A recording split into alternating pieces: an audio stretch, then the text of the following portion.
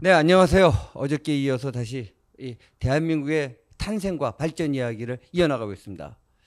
뭐 어저께 조금 미숙한 점이 있었고 아마 오늘도 미숙한 게 또 반복되겠습니다만은 좀 넓은 아량으로 좀 봐주시고요. 뭐 이런 형식보다는 내용이 중요하니까요. 어저께 이제 말씀드린 주제는 다시 한번 얘기를 하면은요. 우리가 자꾸 이제 한국 민족의 역사 얘기합니다만은 사실은 조선과 대한민국이 굉장히 다른 나라다. 그리고 조선인과 이 한국인도 상당히 다른 성격을 띈다. 뭐 이 빨리빨리 같은 거를 배경으로 말씀을 드렸죠. 어쨌든 간에 이 대한민국은 자유민주공화국으로서 1948년에 탄생되게 됩니다. 근데 이제 많은 사람들이 이런 말을 해요. 그러니까 나중에 산업화를 하고 민주화를 했다. 근데 이 말은 맞는 측면도 있지만 또 약간 왜곡된 소지가 있어요. 마치 이거는 대한민국은 민주주의 국가가 아닌 걸로 태어났다가 민주주의 국가가 됐다고 생각하시는 분들이 있는데 그렇지 않습니다. 1948년 8월에 건국된 대한민국은요. 자유민주공화국으로 수립됐습니다. 이 말을 하면 깜짝 놀란 분들이 있어요. 그 당시에 뭐 보면 독재도 있고 막 권위주의적이고 근데 어떻게 민주주의냐? 자, 인간도 그렇고요, 국가도 그렇고 조직도 그렇고 완벽한 형태로 태어나는 경우는 드뭅니다. 우리 인간이요. 자, 태어나자마자 두 발로 걸어 다니신 분, 뭐 간혹가다 그런 분이 있긴 있다고 해요. 뭐 부처님 같은 분이면 모르겠는데 아마 이 시청하시는 분들 중에 그런 분은 없을 거예요. 네 발로 기어다녔죠. 그러면 인간으로 안 태어났다가 나중에 인간으로 진화했습니까? 아닙니다. 애초에 인간으로 두 발로 걸어다니게끔 태어났습니다. 그렇지만 당장은 두 발로 걸어다니지 못했기 때문에 네 발로 기어다니고 애초에는 네 발로도 아니고 이 뒤집기도 못하는 상태였죠. 그렇지만 애초에 걸어다니는 인간으로 만들어졌다는 거예요. 즉 1948년 8월에 대한민국은 바로 지난 시간에 바로 어저께 본 것처럼 자유민주공화국으로 만들었어요. 물론 불충분한 게 있습니다. 아니 인간이 다 살다 보면 어느 조직이나 기업도 불충분한 게 있어요. 그렇지만 애초에 이렇게 발전할 씨앗을 갖고 태어났다. 그리고 뒤에 가서 그 민주화가 뒤에 게 열매를 맺은 건 사실입니다만은 애초에 그런 성격으로 만들어졌다는 얘기입니다. 여기서 이제 문제가 뭐냐면 우리가 이제 계속 자유공화국을 얘기하는데 지난 시간에 제가 말씀드렸는지 모르겠는데 한국 사람들이 사극 같은 걸 보면서 뭐 자유를 위해서 투쟁하자 그리고 칼 뻗들고 싸우는 뭐 이런 모습들이 나오는데요. 사실 아시는 분은 이제 요즘 많아졌더라고요. 자유라는 말 자체가 한국말에 없던 말입니다. 한반도 역사상 처음으로 자유민주공화국으로서 1948년에 건국됐다. 이걸 요즘 부정하고 싶은 분들이 많은 것 같아요. 근데 이런 부정을 한 건요, 커다란 세계관의 차이를 보입니다. 저 뭐 조선이나 대한민국이랑 비슷한 거고, 그냥 뭐 우리끼리 살면 되고, 문제가 된다면 일본이라는 외세가 있었기 때문에 문제고, 일본만 몰아내면 된다. 우리 민족끼리. 이런 생각을 가시는 분들은 1948년 건국을 부정하고 싶은 겁니다. 반면에 이 자유, 민주라고 하고 공화국으로서의 대한민국을 생각하시는 분들은요, 이제 처음 만들어집니다. 물론 맹아 형태의 논쟁은 있어요. 바로 1919년 3.1운동을 기점으로 해서 임시정부라는 것이 만들어지죠. 지금 임시정부는 정식 정부나 국가로 기능을 못했죠. 맹아정 형태였습니다. 어쨌든 간에 이러한 자유민주공화국 그리고 거듭 말씀드렸지만 토대가 매우 취약하고 불충분했지만 대한민국은 다른 형태에서 자유민주공화국으로 발전한 것이 아니라 애초에 자유민주공화국으로 출발했다. 이 말씀을 드리고 싶습니다. 부연 설명은 뒤에 가서 조금 다시 하겠는데요. 우선 이제 우리가 자유공화국 얘기하면은 공화국은 어저께 좀 말씀드렸어요. 자유에 대해서 조금 얘기를 해보겠습니다. 자유, very simple principle. 그러니까 굉장히 쉬운 것 같아요. 하지만 잘 몰라요. 왜 모르냐? 모르는 게 당연한 게 한국말에 없던 말입니다. 아까 얘기하다가 제가 중단했습니다만은 사극 보면 어느 사극에서 칼 빼도 뭐 자유를 위해서 투쟁한다 그러고 나오는데요. 속된 그냥 스트리트하게 말씀드리면 이거는 거짓말입니다. 왜냐하면 그 말이 없었기 때문입니다. 한국말 없었던 게 아니라 이 동아시아 소위 말하는 유교적 세계관에 있던 데 자유라는 말이 없었습니다. 중국도 없고 일본도 없었어요. 그럼 자유라는 뭐냐? 심하게 보면 그렇게 일본 싫어하는 사람들이 또 일본 말을 쓰죠. 서양의 리버티라는 말을 갖다가 일본 사람들이 19세기 때 번역을 한 거예요. 제가 일본 말을 잘 못해서 정확한 발음은 뭐냐? 아마 지유 한 이 정도로 발음하는 걸로 알아요. 그걸 갖다가 우리는 그 한자로 번역을 해놓은 거야. 한자로 우리식대로 읽은 거예요. 중국도 뭐 중국을 또 어떻게 자유라고 발음하는지 제가 중국말 몰라서 모르겠습니다만 그렇게 발음한 거예요. 근데 사실 자유만이 아니에요. 여러분들 정치, 경제, 공화, 그다음에 뭐 화학이래 물리학, 자연과학은 말할 것도 없고 인문사회과학의 거의 모든 용어가 사실은 근대적인 용어들은 서양 언어고 서양 언어를 갖다가 일본 사람들이 번역한 겁니다. 근데 요즘에 뭐 순수한 한국말, 사실 순수한 한국말을 쓰면요 이런 개념어가 상당히 없어지게 됩니다. 그러면 자유는 뭐냐? 여기서 뭐 오늘 시간이 아니니까 길게 얘기하지 않겠습니다만은 보통 자유인의 반대말은 노예입니다. 노예와 자유인의 차이가 뭐죠? 자유는 자기가 주인입니다. 노예는 누가 주인이죠? 주인이 따로 있습니다. 이걸 갖다가 바로 이제 고대 히랍, 고대 그리스에서 자유인이라는 건 어떤 의미냐면은 다른 사람한테 혹은 다른 존재 앞에서 절하지 않는 자라는 뜻이에요. 오로지 절을 한다면 누구한테 절을 한다? 신한테 절을 한다. 이게 이해가 안 되면요. 자, 이런 제가 많이 쓰는 예인데요. 여러분들 그 뭐 이제 페르시아가 그리스를 침공해서 그리스가 뭐 페르시아랑 전쟁하는 얘기 아마 어렸을 때 책을 읽으셨던지 영화를 보셨던지 뭐 동화 얘기를 들으셨던지 아실 겁니다. 자, 그 당시 때 그리스인들이 과감하게 페르시아인들을 갖다가 버버리안, 그 일종의 야만이라고 불렀어요. 그러면 그때 그리스 사람들이 페르시아 사람보다 물질적으로 더 잘 살았습니까? 아니에요. 페르시아 굉장히 문명적으로 발달한 국가였어요. 근데 왜 이들은 페르시아인들을 경멸했냐면요. 페르시아는 인간이 인간한테 굴복하는 거예요. 그 왕이라고 하고 샤라도 하죠. 페르시아 왕 앞에 다 엎드리는 거예요. 그리스에도 보면은 왕정인들이 있었죠. 근데 왕은 우리 중에 하나예요.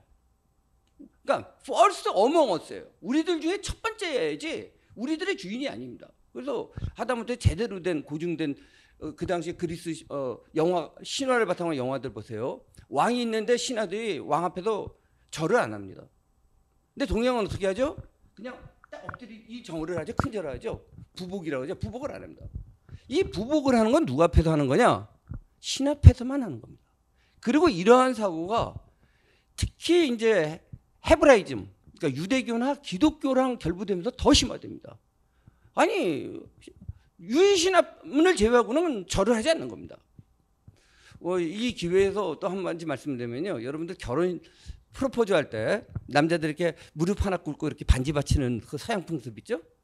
이게 뭐냐면요. 근데 이상하게 두 무릎은 안 꿇죠. 뭐 간혹 가다가 두 무릎을 꿇는 게 요즘 현대 영화에 나옵니다만은 그거는 이제 잘못된 거고, 한 무릎만 꿇는다는 게 뭐냐, 의미는 그거죠. 나의 자유의 절반을 당신한테 주겠다는 거예요. 나의 자유를 전부 줄 수는 없어요. 나의 자유를 전부 줄 수 있는 건 신밖에 없어요. 좀 절반 준다는 거죠.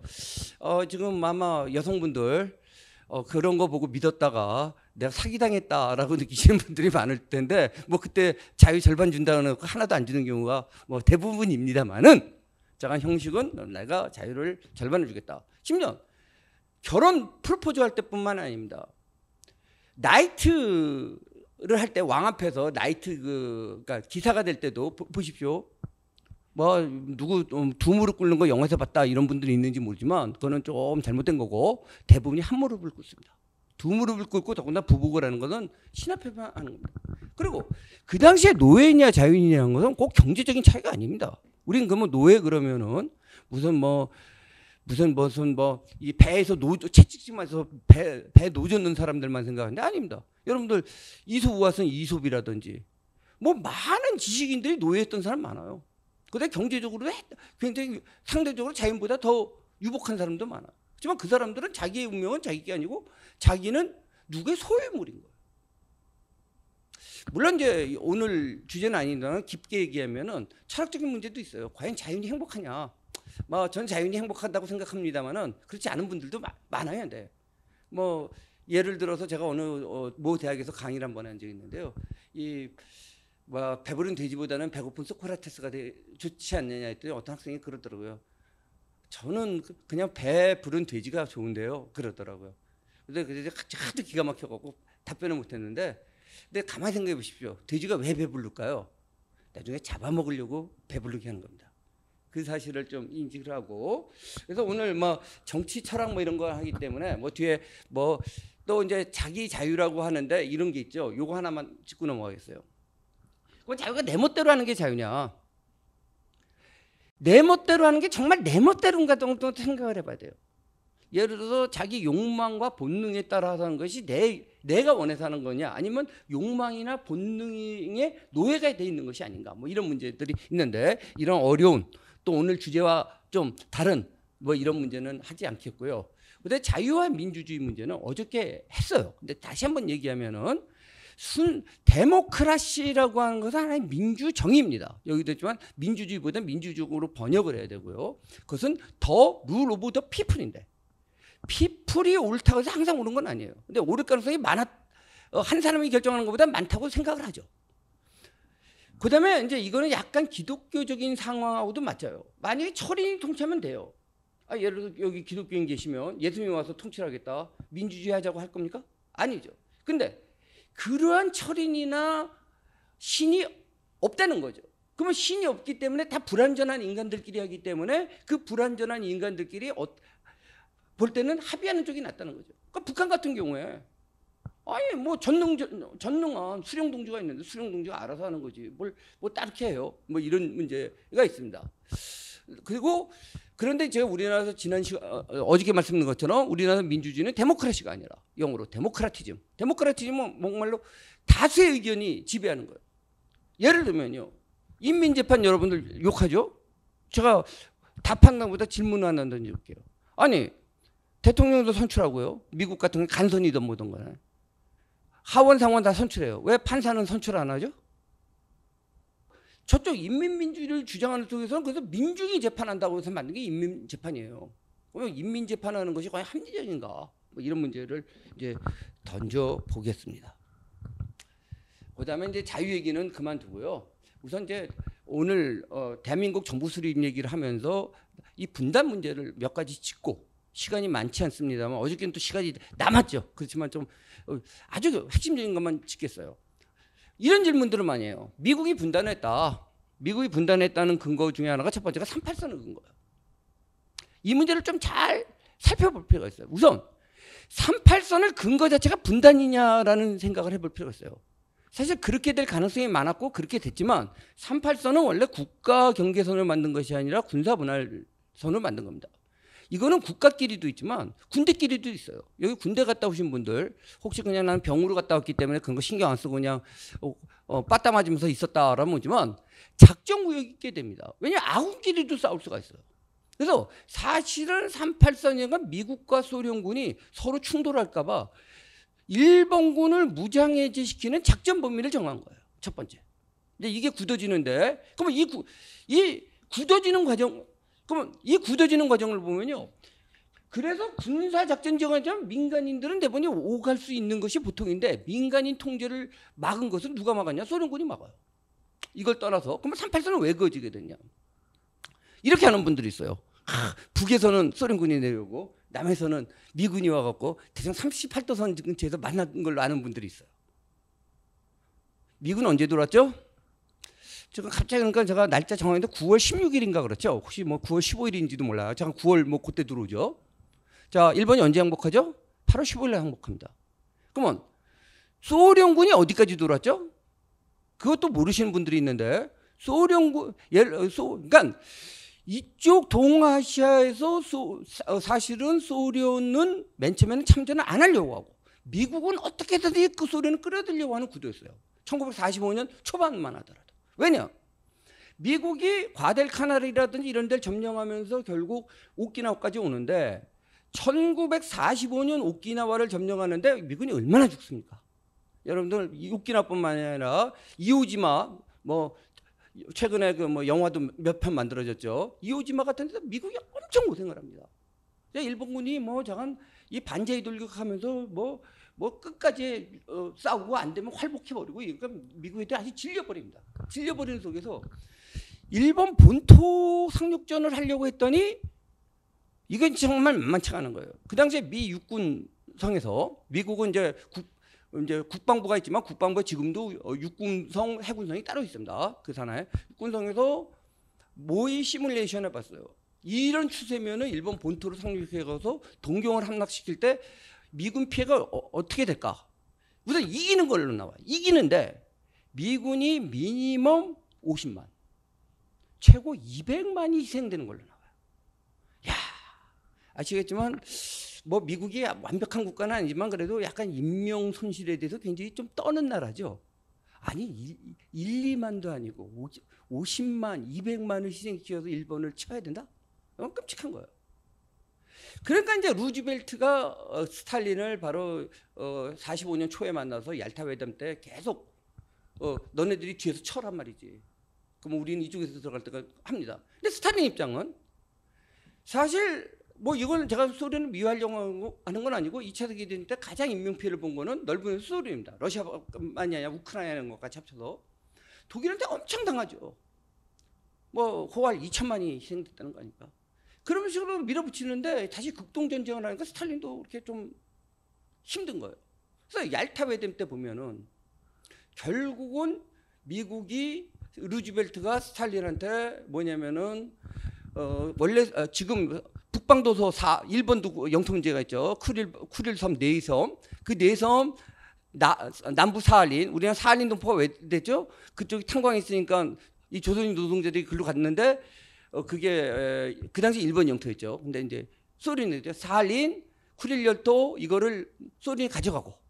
그다음에 재미있는 거는 참 매정한 국제 질서 논쟁인데 장개석이한테 물어보지도 않고 허가는 들지고 물어보지도 않고 여순항을 소련이 조치하고 그 만주 철도를 소련이 관리하는 조건으로 소련이 참전하기로 해요.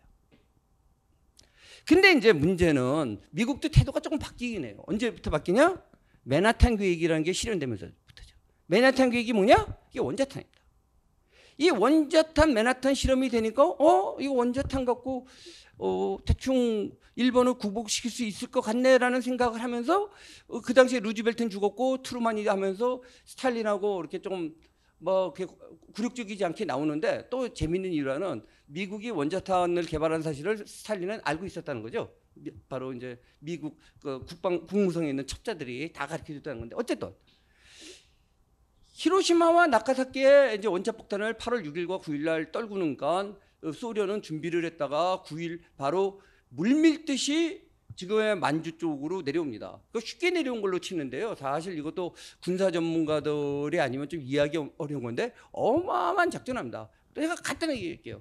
군대 150만을 갖다가 군대가 아니라 일반 사람들 150만 명을 갖다가 이동시켜 보세요. 여러분들은 뭐 MT라든지 소풍 가보셨죠? 야유회 갈 때 한 30명만 데리고 가려도 얼마나 골아픕니까? 그걸 중무장하고 이걸 갖다가 한 150만을 이동시킨다는 것 자체가 뭐 전투를 떠나서 어마어마한 일입니다.